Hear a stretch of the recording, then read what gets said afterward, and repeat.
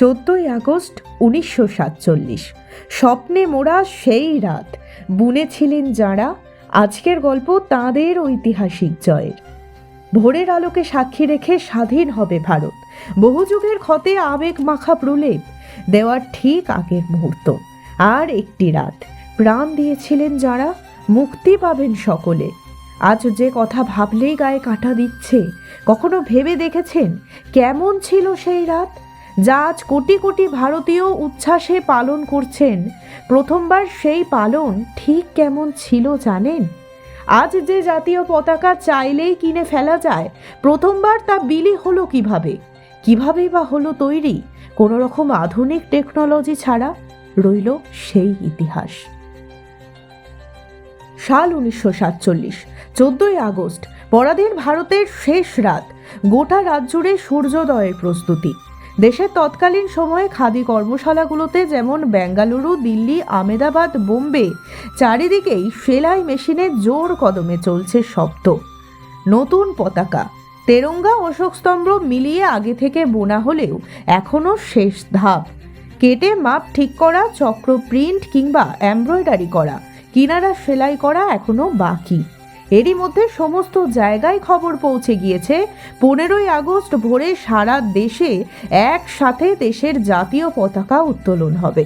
তাই গুনে গুনে হাজার হাজার পতাকা তৈরি হচ্ছে সমস্ত খাদি কর্মশালাগুলোতে। এদিকে দিল্লিতে সরকারি অফিসেও রাত জাগছে লোকজন, ব্যস্ত সবাই। কার কোন অনুষ্ঠানে কত বড় পতাকা লাগবে, কোন ট্রাকে, কোন ঘোড়াগাড়িতে কোথায় পৌঁছে দেওয়া হবে, দ্রুত তৈরি করতে হবে সেই তালিকা। দেশের এক প্রান্ত থেকে আরেক প্রান্তে পতাকা পৌঁছে যাবে ট্রাকে, ঘোড়ায়, গাড়িতে, ট্রেনে কিংবা প্লেনে। খাদির কাপড় রং করা হয়েছিল আগে থেকেই, কিন্তু চক্র আঁকার সময় খুব নিখুঁত হতে হয়, যাতে নীলচক্র ঠিক মাঝখানেই থাকে। মোট 24টি কাঁটা সমান হতে হবে, সেদিকেও সমানে নজর। আর এভাবেই ঘামে ভিজে কারিগররা যেন গোটা রাত জুড়ে বুনে চলেছেন স্বাধীনতার স্বপ্ন।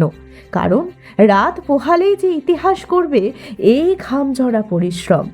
বিকেল 4টা থেকে 7টার মধ্যেই প্রস্তুত পতাকার বান্ডিল। ট্রেনে, বাসে, এমনকি বিমানেও পাঠানোর কাজ শুরু হয়ে গিয়েছে এরই মধ্যে। তবু বাকি কাজটুকু গোটা রাত জুড়েই শেষ হয়েছিল স্বাধীনতার প্রাক্কালে। জানা যায় সে সময়ে বড় পতাকা বলতে তা কেবলমাত্র সংসদ ভবন, রেড ফোর্ট, রাষ্ট্রপতি ভবনে লাগানোর জন্যই প্রস্তুত করা হয়।